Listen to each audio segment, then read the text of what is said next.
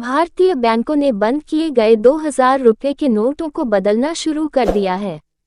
भारतीय बैंकों में 2000 रुपये $24 19 पाउंड के नोटों का आदान प्रदान कर रहे हैं क्योंकि देश का उद्देश्य मुद्रा को संचलन से वापस लेना है।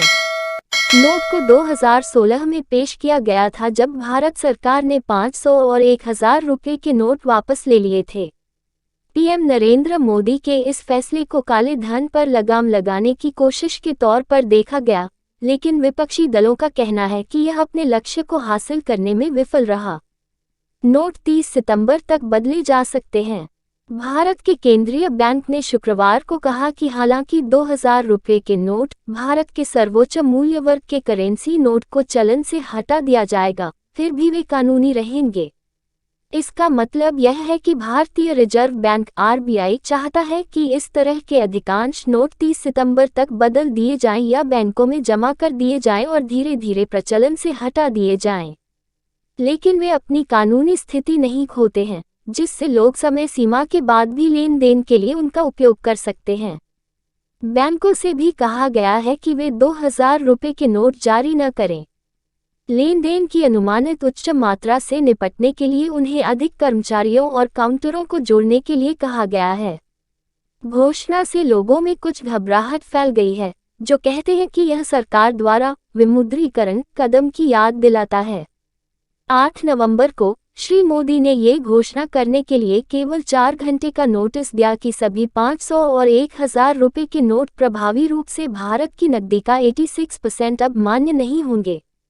2000 रुपये के नोटों को मीडिया में विमुद्रीकरण कहे जाने वाले कदम के बाद प्रचलन में मुद्रा की मात्रा को जल्दी से भरने के लिए पेश किया गया था।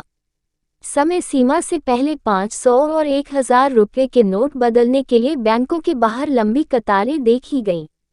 अंतहीन एटीएम कतारों में इंतजार करते हुए लोगों के बेहोश होने या मरने की खबरें थीं। सरकार ने लोगों को आश्वस्त किया है कि ताज़ा कदम नोटबंदी नहीं है, लेकिन इससे मिली-जुली प्रतिक्रियाएं मिली हैं।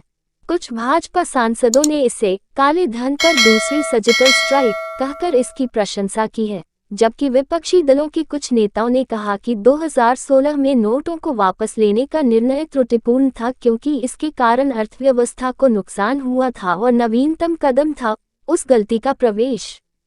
सरकार की घोषणा के बाद लोगों द्वारा 2000 रुपये के नोटों से छुटकारा पाने के लिए पेट्रोल स्टेशनों और दुकानों पर भुगतान करने की खबरें आईं। हालांकि सोमवार को आरबीआई गवर्नर शक्तिकांत दास ने लोगों से बैंकों की भीड़ नहीं लगाने की अपील की क्योंकि एक्सचेंज के लिए पहले से उपलब्ध आवश्यक नोटों से अधिक पहले से ही मुद्रित थे।